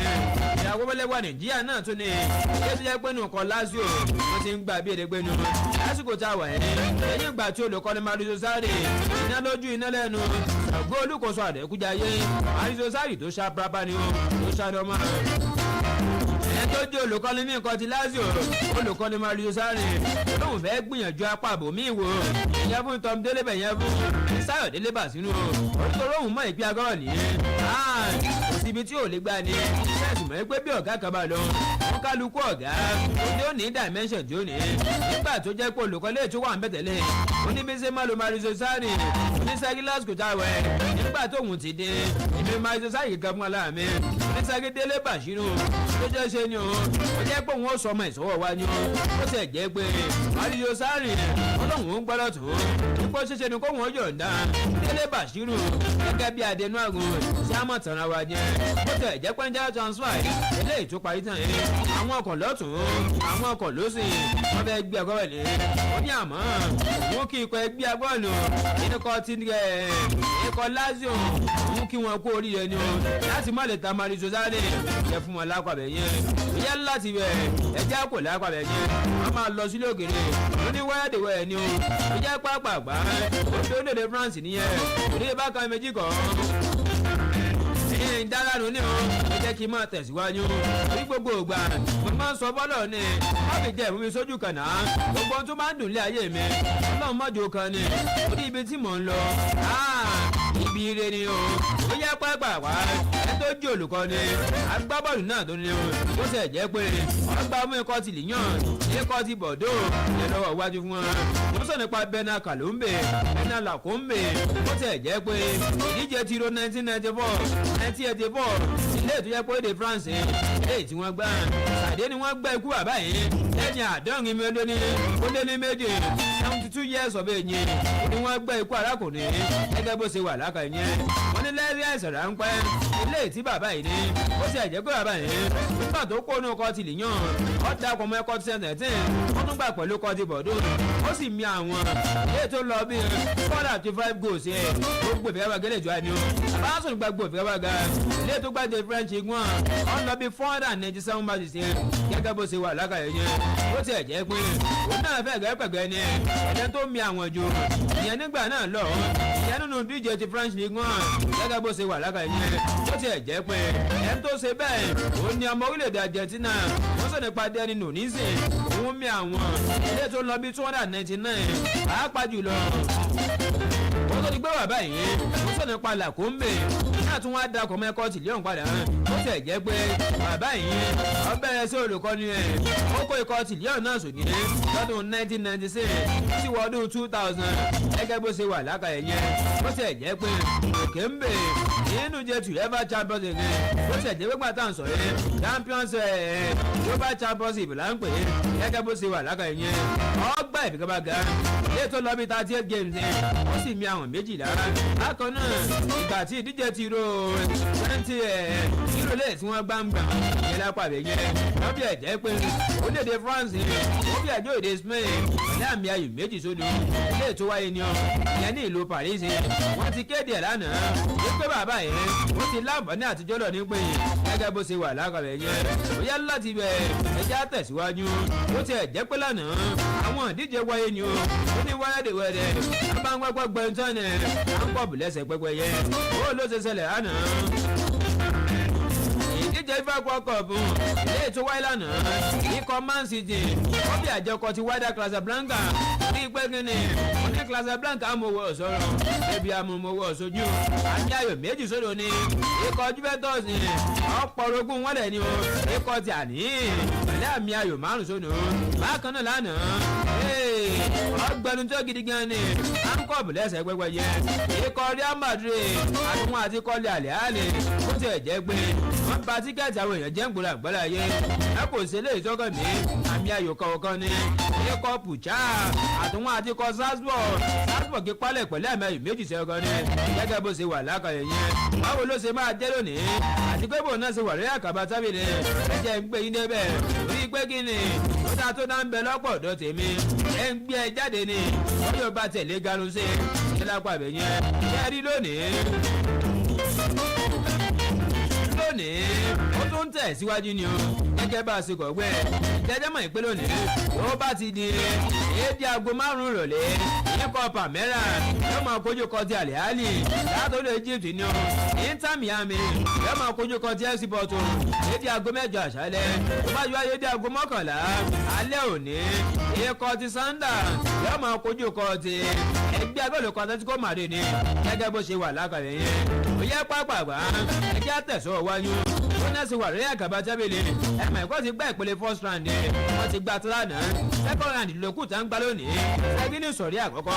abáṣọ nípa group A ẹ̀mọ̀ pé láàrin gbogbo wọn àti ìmọ̀gá oníkálukú ní kó pọ̀ǹtì jọ ọlápọ̀dọ̀ tí wọ́n ọ̀mì ni wọ́n ń ta ni o ikọ̀ ti àlẹ́hálẹ̀ wọ́n wà ní ipa lákọ̀ọ́kọ́ ikọ̀ ti FC Porto wọ́n wà ní ipò ẹlẹ́ẹ̀keje Palmeiras wà ní ipò ẹlẹ́ẹ̀kẹta Inter Miami wà ní ipò ẹlẹ́ẹ̀kẹrin ogun apátáwá korongodo àmì kọ̀ọ̀kọ̀ọ̀kọ̀ náà nínú oníkálukú ò tí ì mi àwọn ọlágbàbẹ̀ yẹn ìsọ̀rọ̀ ẹlẹ́ẹ̀keje ibẹ̀ láti rí ikọ̀ PSG ọ̀gá ní gbogbo ilẹ̀ Euro ní lásìkò tá a wà yìí gbogbo ẹ̀ tẹ́ bá ní kẹ́ẹ̀bí PSG ló wà ní ipò aláwọ̀kọ́ àmì mẹ́ta náà ni ọ̀tàfógo ipò ẹlẹ́ẹ̀keje àmì mẹ́ta náà ni Celtic Sunday ipò ẹlẹ́ẹ̀kẹta wọn ní nǹkan kan Atletico de Madrid gẹ́gẹ́ lórúkọ lápapẹ̀ yẹn ìsọ̀rọ̀ ẹlẹ́ẹ̀kẹta táàmù sí group C Bayern Munich ló wà nípa aláwọ̀kọ́ ẹ̀mẹ̀ pé tẹ́ńgò sì lòún mì ó ní ìga rẹ̀ ó bù ú bákan náà ẹ̀kọ́ ti Benfica wọ́n wà nípa ẹlẹ́ẹ̀kẹyẹ ọ̀jẹ̀ ẹjẹ́ mẹ́kọ̀ọ́ láti wà yìí ikọ̀ ti Boca Juniors àwọn náà tẹ̀lé wọn wọ́n ní àmì kan ikọ̀ ti Atlas City wọ́n lọ ń sàánú àwọn eléyìí ti kọ Bayern Munich wọ́n fi jóògùn láyà àwọn náà rúpò lápapẹ̀ yẹn bákan náà ìsọ̀rí ẹlẹ́ẹ̀kẹrin ikọ̀ ti Flamingos ló wà nípa aláwọ̀kọ́ àmì mẹ́ta náà ni ikọ̀ Chelsea up Chelsea nígboro àgbáláyé ní wáńtì àwọn olólùfẹ́ ikọ̀ Chelsea wọ́n dúró tẹ̀wọ̀n látọ̀ ni wọ́n ṣe dáadáa nígboro àgbáláyé lẹ́ẹ̀rí o ìsọ̀rí ẹlẹ́ẹ̀kẹta ní kọ́ ipò ẹlẹ́ẹ̀kejì náà wà pẹ̀lú àmì mẹ́ta ni ikọ̀ ti Los Angeles FC ipò ẹlẹ́ẹ̀kẹrin ikọ̀ ti ipò ẹlẹ́ẹ̀kẹta jàre Esperance tó lè Tunisia àwọn náà gu tábìlì lápapẹ̀ yẹn ìsọ̀rí ẹlẹ́ẹ̀ tó tún tẹ̀lé ìsọ̀rí ẹlẹ́ẹ̀karùn-ún abáṣọ nípa group A River Plate ipa láwùkọ́ àmì mẹ́ta náà ni Montenegro àmì kan ni ikọ̀ ti FC Inter Milano àmì kan náà ni bákan náà Wanda Red ló wà ní ipò ilé tó yẹ kó gbé tábìlì dání ìsọ̀rẹ́lẹ̀ tó tún tẹ̀lé wọn ìsọ̀rẹ́lẹ̀ kẹfà Mamelodi Sundowns ipò ẹlẹ́ẹ̀kọ́ àkọ́kọ́ ni àmì mẹ́ta lónìí ni o bákan náà ikọ̀ Borussia Dortmund mẹ́yẹ bọ̀lá kò ní ipò ẹlẹ́ẹ̀kejìlá wa àmì kan náà ni Fluminense àmì kan náà ni ikọ̀ UCAJ àmì kan náà ni gẹ́gẹ́ bó ṣe wà lára ẹ̀ yẹn bákan náà ikọ̀ Juventus ló wà ní ìsọ̀rọ̀ ẹlẹ́ẹ̀keje abáṣọ nípa group G àmì mẹ́ta náà ni Man City ipò ẹlẹ́ẹ̀keje àmì mẹ́ta náà ni ikọ̀ ti Wilder àwọn náà tẹ̀lé wọn ó ti ẹ̀jẹ̀ pé àwọn tiwọn wọn ní nǹkan kan ìsọ̀rọ̀ ẹlẹ́ẹ̀ tó wá gbẹ̀yìn ikọ̀ Salzburg ló wà nípa aláwọ̀kọ́ wọ́n ní àmì mẹ́ta ikọ̀ Madrid wọ́n wà nípa ẹlẹ́ẹ̀keje àmì kan ni àìláyìn náà àmì kan ni ó ti ẹ̀jẹ̀ pé ikọ̀ ti Pucha olórí tábìlì ìdánilá pàbẹ yẹn gbogbo ẹ ẹni ká múra ká máa ṣe gbẹ dáadáa ni ó yá láti bẹ̀rẹ̀ nínú ìdíje ni o nígbà kú ọkọ̀ bọ̀ ẹ̀ náà ni mo ṣe wá jẹjẹ́ mọ̀ yín pé láàrin gbogbo ilẹ̀ adúláwọ̀ ní mẹ́ni ọ̀tọ̀ọ̀tọ̀ ilé tí wọ́n yọjú ń gbòòrò àgbára yẹn jẹjẹ́ mọ̀ yín pé àwọn mẹ́ta ń bẹ̀ wọ́n bójú ilẹ̀ adúláwọ̀ wọ́n bójú wọn jẹ́ yín o yá mọ̀ tẹ̀ra wa jẹ́ Mamelodi Sundowns àwọn ní ipò àkọ́kọ́ ilé tó jẹ́ pé lánàá wọ́n fi àjẹ kọ́tù uze ADFC ilé àmì ayò kan sódò ní o wọ́n ní ká máa sọ láti gbà wáyé ilẹ̀ adúláwọ̀ wọ́n ti gbẹ̀bẹ̀ ọgá mẹ́rin ọ̀tọ̀ ẹyọ kan náà jẹ́wọ́ olúborí wọ́n sì ta ọ̀mì kan wọ́n ta wọ́n gbàdánù ìyẹn nígbà méjì èyí tó túmọ̀ sí pé lánàá ikọ̀ ti Mamelodi Sundowns wọ́n gba owó èyí tó ń lọ bí mílíọ̀nù méjì $20 million $2 million ni wọ́n gba ikọ̀ tàlẹ́ àlè wọ́n gba $1 million gẹ́gẹ́ bó ṣe wà lákàyò yẹn ìyá láti bẹ̀rẹ̀ ìyá ń wá sílẹ̀ gẹ̀ẹ́sì oníwálẹ̀dẹ̀wẹ̀ ẹ̀ ni o àdádo ni o àti wọ́n ṣàkóso líìgì ilẹ̀ gẹ̀ẹ́sì wọ́n ti sọ̀rọ̀ lásìkò táwọn ẹ̀ wọ́n ní iṣẹ́ rí o àyájọ́ boxing day kí náà ń pè ní boxing day ètò pà ń fúnra wa ní ìkúùkù ọjọ́ ìfúnra ni lẹ́bùn náà ń pè é ọjọ́ boxing day wọ́n ló ṣeé ṣe ni o ó jẹ́ pé tẹ̀jírígì ilẹ̀ gẹ̀ẹ́sì nílé ìwáyé máa ní o nítorí bákan méjì kan ọ̀pọ̀lọpọ̀ àwọn agbábọ́ọ̀lù tí wọ́n gbàlejò ọ̀rẹ́ rẹ̀ tí ó yẹ kó máa jẹ síkìnì wọ́n máa jẹ ogbó ẹ̀ mọ́ra wọn yóò sì wà lórí ìwápá báyìí tó ń ṣàkóso líìgì ilẹ̀ Gẹ̀ẹ́sì wọ́n ń wo bó ṣe fẹ́ jẹ́ ni o wọ́n nítorí àwọn ọmọ yìí pé ìdíje ní sáà tẹ́ bá bẹ̀rẹ̀ wọ́n ní yọ ọ̀pọ̀lọpọ̀ yọ pọ̀ fún àwọn ikọ̀ kọ̀ọ̀kan ni wọ́n ní gbogbo tẹ́wọ̀n ń wò lójúlélẹ̀ ó jẹ́ pé ìdíje líìgì ilẹ̀ Gẹ̀ẹ́sì lọ́jọ́ boxing day àwọn ò ní lè gbámọ́ ni wọ́n nítorí bákan méjì kan wọn ò fẹ́ pẹ́ kí fàtíkì ọmọ wà káàkiri ọmọ àjẹ pé ikọ̀ Man United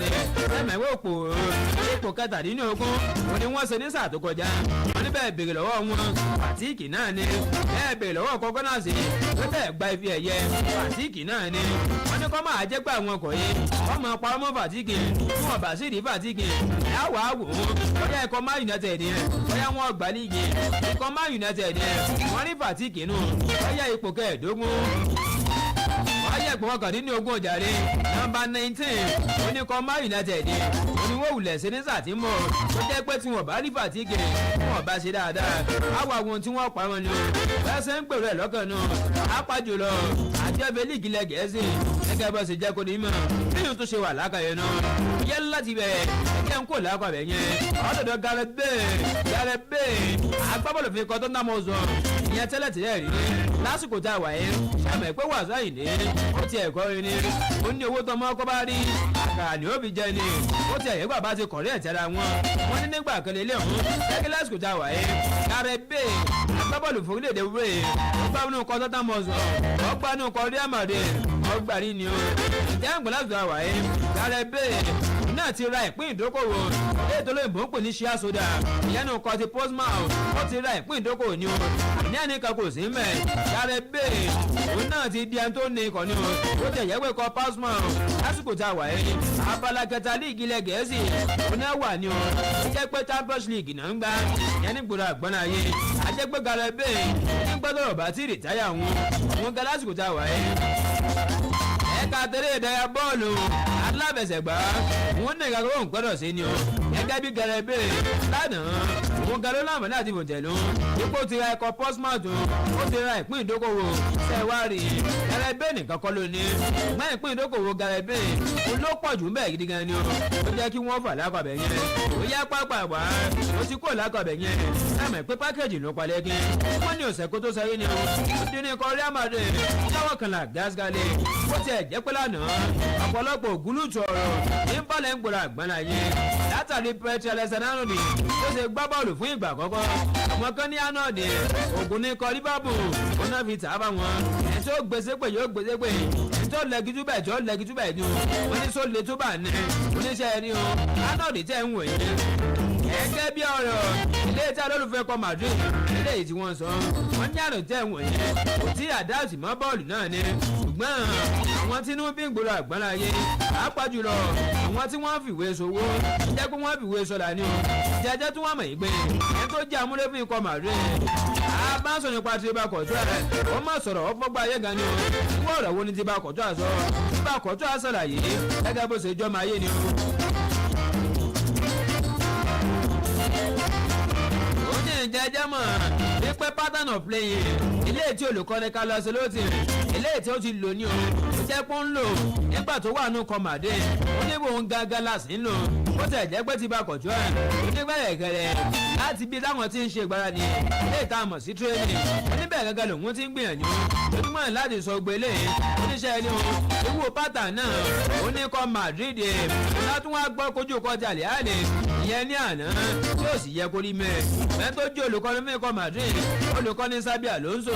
ẹ̀mọ̀ ẹ̀kọ́ òun sàbí gidi gan ni ilé ẹ̀yàn fi bá wà lábí ó jẹ́ pé wọ́n tó fún un lọ́mọ tó sàbí náà sọ̀rọ̀ ni o oníṣẹ́ ẹni o ẹ má jà àtàrọ̀tàrà jẹ oníṣẹ́ mọ̀ yí pé àkọ́kọ́ lélẹ́yìn àkọ́jẹ́ lélẹ́yìn gẹ́gẹ́ bó ṣe wà lákàrẹ̀ ni bá àwọn tinú bí gbòòrò àgbàrá yẹn ẹni pattern of play ilé tí olùkọ́ni Carlos Ancelotti tó kọ́ Madrid ni òun náà tún ní olùkọ́ni Carlos Ancelotti ní tẹ̀lé gbòòrò àgbàrá yẹn gẹ́gẹ́ bó ṣe wà lákàrẹ̀ yẹn débẹ̀ lórí ni ìpàdé dorí ọ̀nà àmọ́ yẹ̀nẹ̀ náà gbẹ̀ lápàrẹ̀ yẹn ìyá pàápàá ó ti ní ikọ̀ Barcelona gbogbo Barca ní gbòòrò àgbàrá yẹn sínú ròyìn mọ́ ìpè lásìkò tá a wà yẹn akin tó bá sínú ikọ̀ Barcelona jẹ́ kí n sáré fònà ga ó ti ní ikọ̀ Madrid Atletico de Madrid gangan ni agbábọ́ọ̀lù ilé ìjẹ́ kó finú ka Atletico báyìí ni ó fún wọ́lẹ̀ lópin sátàwẹ̀ ó sọ nípa ẹ̀ńjẹ Korea ẹgbà wípé lópin sáà ilé ìtàpá ìtàn ó ní ẹ̀ńjẹ Korea lópin gàrí tí a yẹ pẹ̀lú ikọ̀ Atletico Madrid wípé tọ́ ibi tó wọ́n bá yín dé báyìí ó ti tó gẹ́ ni ó ní alẹ́ tẹ́ rí yẹn kò kí ń dání gbòòrò àgbàlá yìí èyí jẹ́ Korea àfàìmọ̀ ó má jẹ́ pé òde Mexico náà padà yọ ni ó ti jẹ́ pé lásìkò àwà yìí wọ́n ń pe ikọ̀ wọ́n ń pè ní SCL Melo sẹ́mi pé lásìkò àwà yìí orílẹ̀-èdè Mexico oní Sergio Ramos alimi yọpáyọpá ikú lè mọ̀ ibẹ̀ náà lòun náà wà ní o ó dàbí tí ń bá ń sọ̀rọ̀ ní ikọ̀ yìí wọ́n ti ṣetán láti gbé jẹ Korea ó jẹ́ gbé àdéhùn kò sí mẹ́ wọ́n lọ ṣàyẹ̀wò ẹ̀ lókun lóye tó lóyìnbó ń pè ní medical ìyẹn lápá ibẹ̀ yẹn ajẹ́pẹ́ lọ́wọ́ kẹlẹ́ gásgálẹ̀ ní jẹ́ Korea náà ti sọ wájú ni o ó yẹ pápá wá ó ti ní ikọ̀ Barcelona mímọ́ ga ọ̀nù ikọ̀ Barcelona ni gẹ́gẹ́ ló máa tẹ̀gọ́ mọ́lẹ̀ kí bẹ́ẹ̀ má ṣe jẹ́ ní nígbà tó dúdú ni o èèyàn bá dẹ́wò ní ìsìn ọ̀mùsítù bí àṣà bàbá sùwé ibẹ̀ ni ó ti bá ẹ ní o ọ̀rọ̀ ti wọ̀pọ̀ ẹni bò ló sì bẹ́ẹ̀ jẹ́ agbábọ́ọ̀lù wo lọ rọ́pọ̀ lásìkò tá a wà yẹn ikọ̀ Barcelona ó ṣeé ṣe ni o ó jẹ́ pé láìpẹ́ láì jìnnà ikọ̀ Barcelona wọ́n kéde ẹ̀ gidi gan ni ẹ̀ ta ni wọ́n kéde agbábọ́ọ̀lù ilé tó yẹ pé ní ọkọ̀ àtẹ́bí ìbá ọ̀ ibẹ̀ gangan ló wà ní o ó ti ẹ̀jẹ̀ pé lásìkò àwà yẹn ikọ̀ Barcelona ìyàn ti wọ̀pọ̀ ni o wọ́n sọ nípa Nico Williams tó dá ó ti agree personal time àdéhùn ọdún mẹ́fà ọ̀tọ̀ọ̀tọ̀ 6-year contract ni oníbẹ̀ẹ́bùn ni o ó sì jẹ́ pé owó ilé tí ọmọkùnrin ọmọ gbà ìyẹn ní ọ̀sọ̀ ìyẹn ní ọ̀dọ̀ọdún yọmọ lọ bí €7 million àbí €8 million gbọ́ngà fún ààrẹ Nico Williams náà ti agree personal time wípé tọ́ ọmọ ńláàmù náà ti da ọkọ̀ mọ́ ẹ̀kọ́ Barcelona olókùn lásìkò àwẹ̀ láti mọ̀ ẹ̀pẹ́ ẹ̀kọ́ Barcelona wọ́n ń lọ tìkọ̀tìkọ̀ lọ́sẹ̀ ń lọ tìkọ̀tìkọ̀ lọ́tún náà ń lọ sósè wípé bò ló sì bẹ́ẹ̀ jẹ́ wípé sí agbábọ̀lì yìí táwọn òrìgbé ni ó sáàmì pé láti jáde àròsìkè ní wọ́n ní kí ló dé wọ́n ní ìjẹ́jẹ́ mọ̀ yìí pé ẹ̀ka ibi méjì ọ̀tọ̀ọ̀tọ̀ ilé ìtàwọn gbà ni ó tó di pé sáà láǹfààní àti tẹnumọ́nù ó ní ìjẹ́jẹ́ mọ́ mo sọ fún olùkọ́ni fún ẹ̀kọ́ Barcelona Hansi Flick nígbà àbáyé mo ti káàtó gidi gan ni o ẹ̀rí pé kí ni mo ti dúró tanga gidi gbà ẹ̀ mo ti dúró ti gbẹ́ ni o ẹ̀rí pé kí ni mo ti lé kókó ni o olùkọ́ni Hansi Flick ní à èmi náà ti rí ọ̀nà orí bó ṣe ń gbìyànjú sọ́tún tó ń gbìyànjú sọ́tún oníṣẹ́ rí ipò pé olùkọ́ni fún ikọ̀ Barcelona olùkọ́ni Hansi Flick yẹn ó ti ẹ̀wọ̀n ọ̀dọ̀ wọn oníwàhálà ẹ̀ amúni ẹlẹ́ẹ̀kẹta ló lọ gbé ni ọ́ abáǹsọ nípa nẹkẹpẹ́lá oníṣùgbọ́n ibẹ̀ gángan mo ti mọ̀ ẹgbẹ́ ẹ̀rí olùkọ́ni Hansi Flick yẹn wúlẹ̀ nífẹ̀ẹ́ mi gẹ́gẹ́ ni ọ́ oníkẹ́sì wàá mọ̀ tán ara jẹ́ ọjà rẹ̀ níṣẹ́ yíra olùkọ́ni yẹn abáǹsọ nípa olùkọ́ni Hansi Flick yẹn nígbà tó jẹ́ pé ó wà ní ikọ̀ Bayern Munich olùkọ́ni sì tóòsì mi gẹ́gẹ́ ni ó kàn wá múlẹ̀ fún ikọ̀ Bayern Munich olóhùn wá gbogbo tóhùn ṣe fún gbà òní fi ń gbẹ̀sẹ̀ lọ́wọ́ wọn olóhùn náà yà kó nù kọ́ Barcelona àbí kó wọn máa bá tòun lọ gẹ́gẹ́ bí àdé Mark Tasegẹ̀ sẹ́mi pé àwọn ọkọ̀ náà ti gbórí wọlé láti orílẹ̀-èdè Turkey ikọ̀ Galatasaray mandabashi àti ẹ̀gbẹ́ pé ikọ̀ Man United àwọn náà ń wọ ọmọkùnrin yẹn ó ní àmọ́ olùkọ́ni fún ikọ̀ Barcelona olùkọ́ni Hansi Flick nífẹ̀ẹ́ mi gidi gan ni ó ìyá láti bẹ̀ ẹ̀jẹ̀ ń kó nù kọ́ Barcelona ó dorílẹ̀-èdè Italy nìyẹn gẹ́gẹ́ bó ṣe wà lákàbẹ̀ yẹn nínú kọ́ ti AC Milan lásìkò tá a wà ẹ́ ikọ̀ ti Al Hilal àwọn náà látòrí Saudi Arabia àwọn náà ti gbóhùnsẹ́ ìdè ni o gẹ́gẹ́ bó ṣe wà lákàbẹ̀ yẹn wọ́n lọ sínú ikọ̀ ti AC Milan wọ́n náà fẹ́ gbé tí ọ̀rẹ́dẹ́sì ó ti ẹ̀jẹ̀ pẹ́rẹ́sì tá a wà ẹ́ ikọ̀ ti AC Milan wọ́n láwọn ṣetán láti ta ọmọkùnrin wọ́n ní àníkà kò sí mbẹ̀ ẹ̀ ń bá fẹ́ gbé ni o €30 million €30 million ṣùgbọ́n ikọ̀ ti Al Hilal láwọn ní owó ńlẹ̀ wọ́n ní kódà bẹ́ẹ̀ bá fẹ́ jù bẹ́ẹ̀ lọ àwọn tó fi £5 million àwọn tó fi kún ọmọkùnrin ẹsẹ̀ amọ̀tàrà jẹ́ ẹ mọ̀ pé tí ọ̀nàdẹ́sì ó náà dé fìlà mọ́wò bẹ́ẹ̀ lójúpọ̀ náà láti mọ́lẹ̀ da ọkọ̀ mẹ́kọ́ ti Al Hilal látòdè Saudi Arabia mẹ́kọ́ ti AC Milan láwọn ń panu láni wọn àmọ́ ní ìdówó gidi gan ní wọ́n ti fi tọ́ báwọn kọ́ fẹ́ lọ sọ̀kọ́ọ̀mù ọmọ bàtẹ lọ́ngbòrò àgbàlá yẹn gẹ́gẹ́ bó ṣe wà lákàyè yẹn ó dín ní nǹkan ti Napoli like Lagos ni wọ́n fọ́ra jọ ìwó ni o ikọ̀ Napoli wọn láwọn ṣetán láti gbóhùnsẹ́ ìdè ni o lẹ́mọ̀ pípé lásìkò tá a wà yẹn ikọ̀ Napoli wọ́n ń bára gidi gan ni wọ́n bá ẹ̀gẹ́ bí aráda mọ́ wọ́n ti gbé kẹ́rìndé bó ni lásìkò tá a wẹ̀ yìí dámọ̀ tẹ̀ra wa jẹ́ ikọ̀ Napoli láwọn ó gbẹ̀ bọ́dẹ̀ àwọn bàgẹ́ wọ́n balẹ̀ sí pápá ìṣeré kan ti Liverpool Anfield ni wọ́n ní ìṣèlú pẹ̀ fẹ́ kún ológun lọ wọ́n náà bẹ́ẹ̀ tó fẹ́ gbé Mohamed Salah wọ́n ní Mohamed Salah kọ́ làwọn fẹ́ gbé wọ́n ní iṣẹ́ rí wọn abáṣọ nípa Darwin Núñez dáwìn dànù ẹ̀mẹ̀pẹ́ ní sáà tó kọjá ó jẹ́ pé kọjá dúà òun ni alólùfẹ́ kọ Liverpool ṣe ran ààrẹ lọ́wọ́ tóun náà ran ọmọlà kejì lọ́wọ́ orí ẹ̀ gbogbo ó ní ìgbáyé gbádùn lọ́jà jásùrọ̀rùn fẹ́mi àti ẹ̀ wọ́n ní wẹ̀ fíṣẹ̀lì ó ní kẹgbẹ́ ló kọ́ ti Napoli nẹ́fẹ̀ lọ kọ fún ikọ̀ Liverpool ìgbébò ló sì fẹ́ jẹ́ wọ́n ní sẹ́ẹ̀ tó wà mọ̀ yín pé àwọn ẹbáwọn bẹ́ẹ̀ fẹ́ gbé Darwin Núñez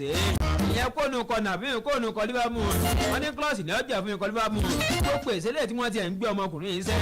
ní dàbò tilẹ̀ kó mọ́ ni o gẹ́gẹ́ bí ọ̀rọ̀ ilé tí wọ́n so lákọ̀ọ́lẹ̀ yẹn wọ́n ní lásìkò táwọn yẹn wọ́n bọ̀ wá sínú ikọ̀ Liverpool wọ́n láwọn ń bọ̀ sílùú ti fán ni o nípa àwọn fẹ́ gbé ọmọkùnrin yẹn gẹ́gẹ́ bó ṣe wà lákọ̀ọ́lẹ̀ yẹn ó yẹ láti bẹ̀ òbí yẹn gbé bọ́ọ̀dì ara mi wọ́n balẹ̀ bàgà sí ilẹ̀ Gẹ̀ẹ́sì gẹ́gẹ́ bó ṣe wà lákọ̀ọ́lẹ̀ yẹn inú ikọ̀ Liverpool gangan ni mo balẹ̀ sí táwọn sọ̀rọ̀ wa yẹn wọ́n ló ní ìgangan ni ẹ̀mí kó lọ́jọ́ ajé Monday ó gbé débẹ̀ gan ni àníyàn ní kakò sí mbẹ̀ agbábọ̀lẹ̀ ti ikọ̀ Liverpool léè tí wọ́n gbé ni o láti ní ikọ̀ Bayer Leverkusen wọ́n sọ̀rọ̀ nípa Florian Wilson ó ti ẹ̀ jẹ́ pé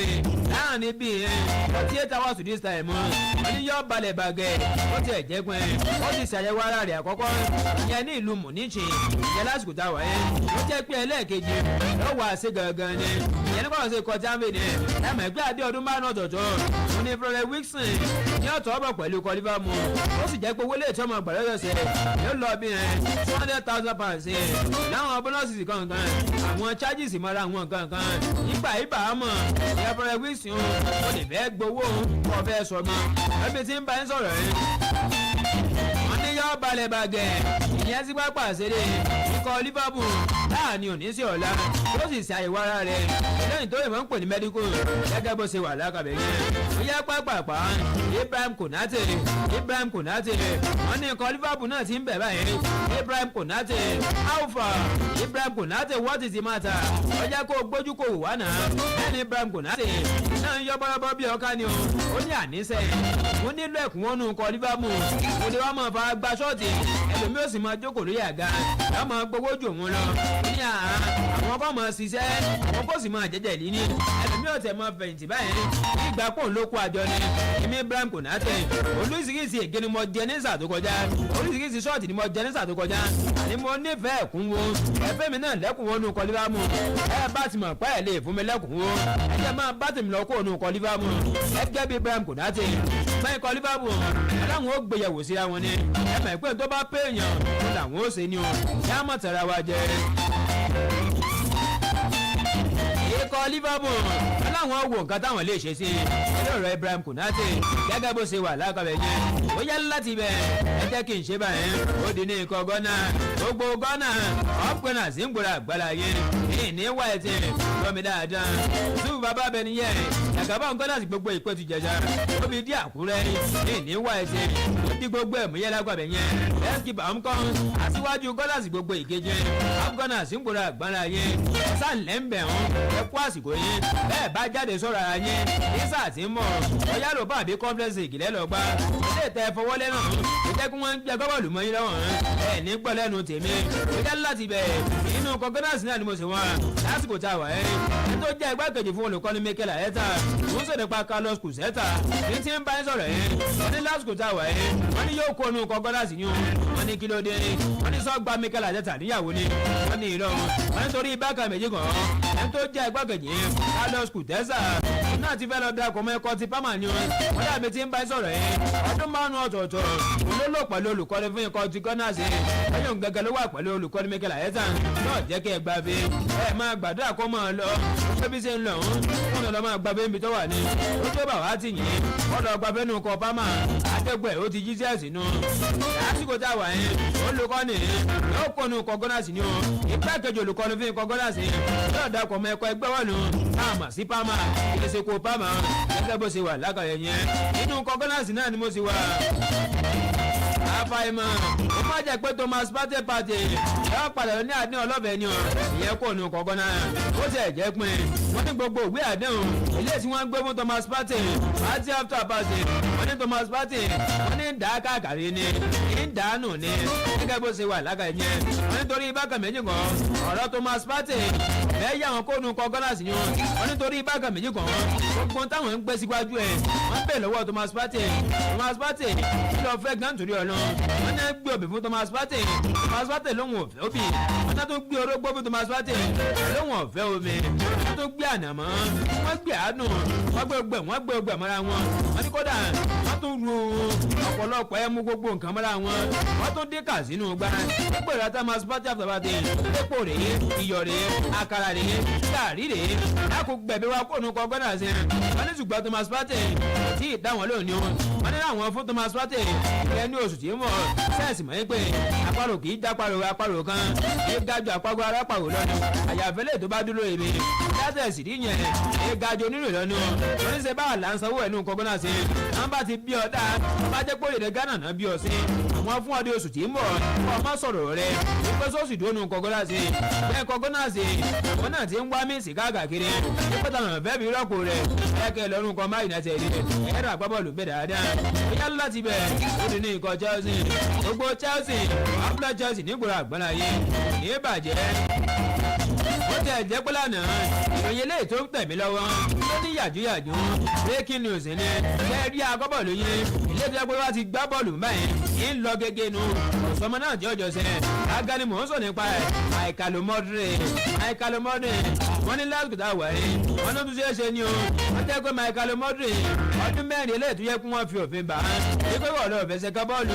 aláfẹsẹ̀gbá mọ́ ṣé mọ̀ wípé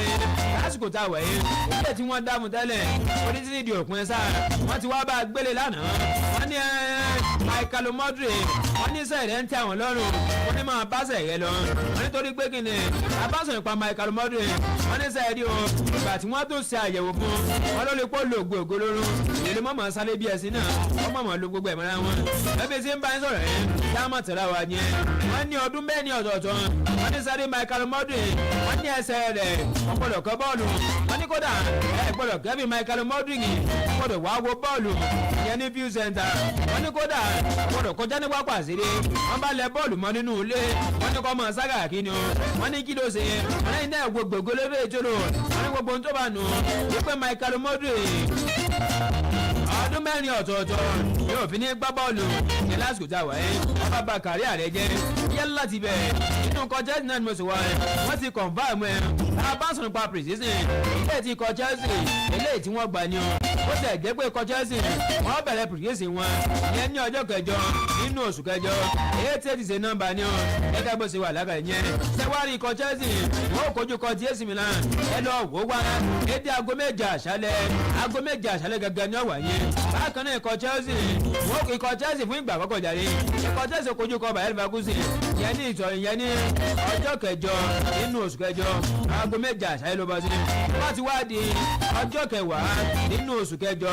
August gẹ́gẹ́ ní ọjẹ́ sẹ́yìn ikọ̀ Chelsea wà kojú kọ AC Milan lédi aago mẹ́ta ọ̀sán gẹ́gẹ́ ni ẹ lọ kọ̀nfàmù ẹ̀ yóò bá ti rí bẹ́ẹ̀ ẹni mò ń parọ́ ìdíje ikọ̀ Chelsea nù ikọ̀ méjì ọ̀tọ̀ọ̀tọ̀ òun ni ikọ̀ Chelsea náà bẹ́ẹ̀ kojú ṣẹ́wárí o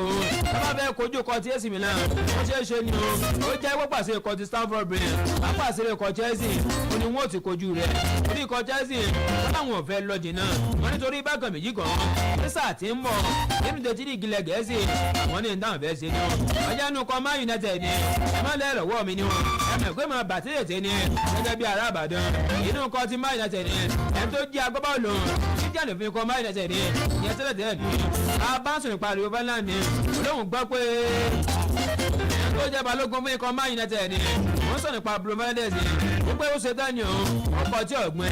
ẹ̀sìn kọjá láàlẹ̀ látò èdè Saudi Arabia tí ìbá ṣe pé ẹ̀mí ìgbàgbọ́ ọ̀n bẹ́nu ọmọkùnrin oní kì í bá ṣe bẹ́ẹ̀ Bruno Fernandes ìbá ti ya gbọ́dọ̀gbọ́dọ̀ bí ọwọ́ aṣọ ni o oníṣùgbọ́n àsìkò wà rèé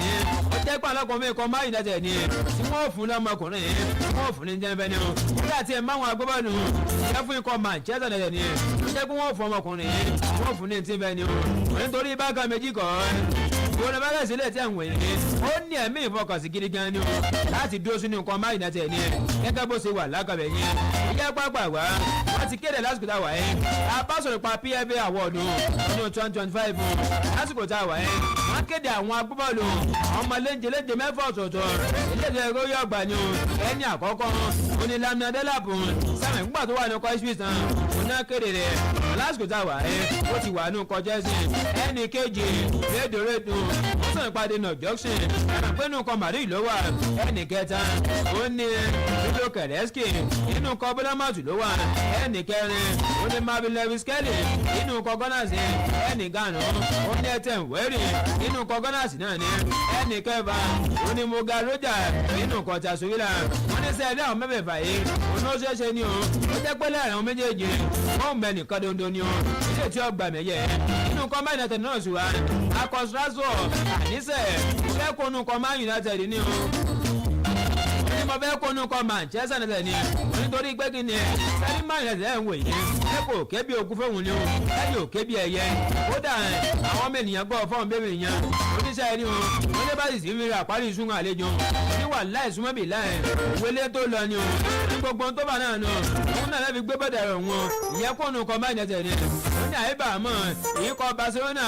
wọ́n wà nílẹ̀ ni o lẹ́yìn kọ́ Gunners ẹ̀rí agbábọ́ọ̀lù ilé ìbánisẹ̀ ẹ̀ ní gbé Marcus Rashford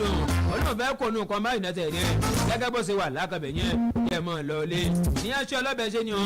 ẹ̀yin tẹ́ bá ìfẹ́ jẹ́ ẹ̀kọ́ ìbínú ilé àǹbàbẹ̀ náà sọ̀ lánàá onímọ̀ olólùfẹ́ kan Madrid ni ó ní ẹ̀jẹ̀bù rẹ̀ àwọn olùgbẹ́wẹ̀ akànnàfẹ́ lórúkọ bàbáde náà sọ̀ lánàá ó ní ẹ má bínú wípé pẹ̀lú pẹnátì lẹ́yìn tó ń sọnù ó ní máa ń wáyé bẹ́ẹ̀ lákàbẹ̀ yẹn kí ẹ mọ̀ lọ́ọ́lé 09164 203071 09164 203071 wọ́n ti kó ìdílé lè gẹ̀ẹ́sì ìròyìn báyà bíi 2 minutes bíi 15 ló kó wọnú kóló títí ọ̀la àwọn lórí ayọ̀ àti àlàáfíà lẹ́yìn tí mo fi síbẹ̀ náà ní ti bá yan Adéwálé Adéyìn ló kọ tèmi mo ti bàlágà wọ́n ju kẹfà ìṣẹ́ bàlágà lọ báyìí tún máa ju bá a kó ìkànnì vicinity ńlá wàá bá tó gẹ́sà náà tún ní ẹ báyìí fún náà ó dọ̀la ọ̀la.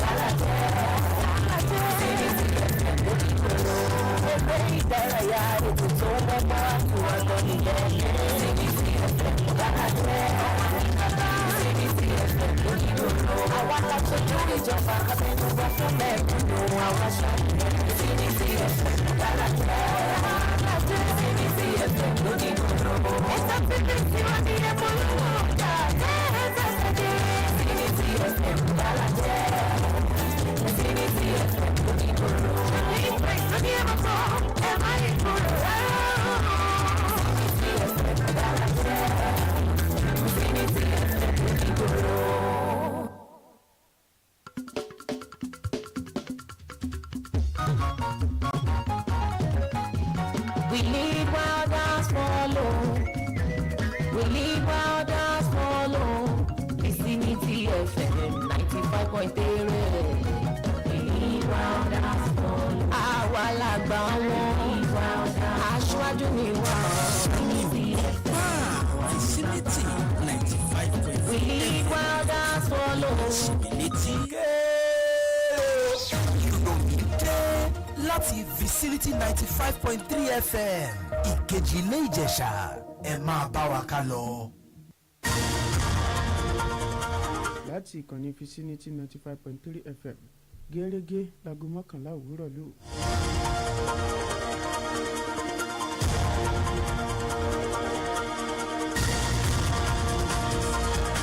mo kí ẹ kú ìyálẹ̀ta ìròyìn lérèfé la mú wá sétí ìgbọ́yìn láti ìkànnì Vicinity 95.3 FM orí òkè téńté nílùú Ìkejìlé. Mujib Ọlákúnlé lóníròyìn yín. Ààrẹ Bọ́lá Tinubu ni yóò ṣe àbẹ̀wò sí ìpínlẹ̀ Kaduna lénìí láti sísọ lójú àwọn iṣẹ́ ìdàgbàsókè ọlọ́kùnjọ̀kan eléyìí tí ìṣèjọba gómìnà ìpínlẹ̀ náà Ubasanni tí ó ti gùn lé. Àwọn ètò ọ̀hún eléyìí tí wọ́n ti làlàkalẹ̀ rẹ̀ náà ni wọ́n sì sọ lójú àjọyọ̀ pé àyè ilé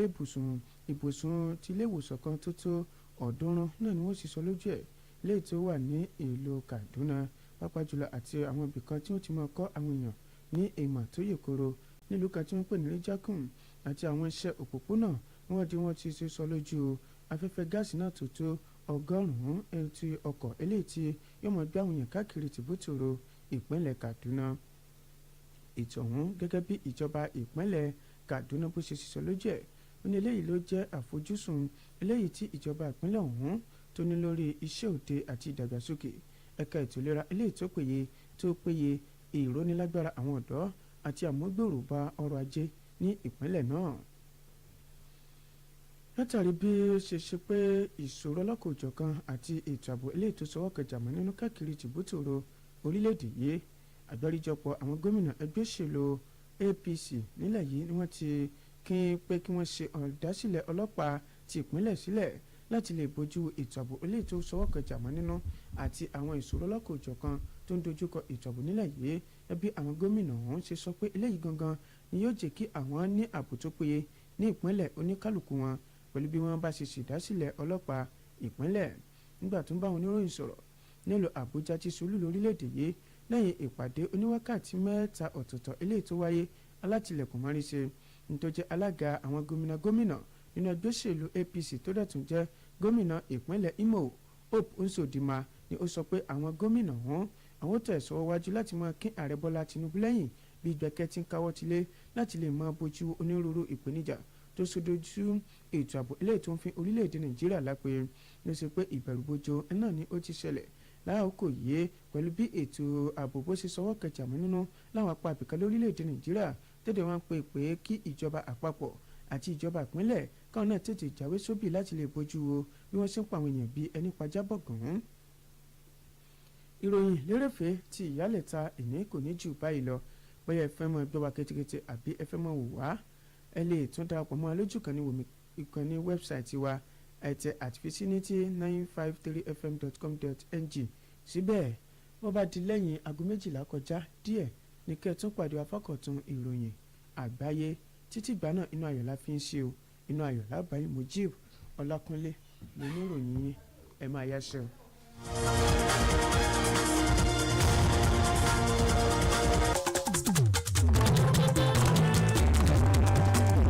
Afẹ́wùdó bẹ̀rù wọ́n máa tó dóde orí òkè.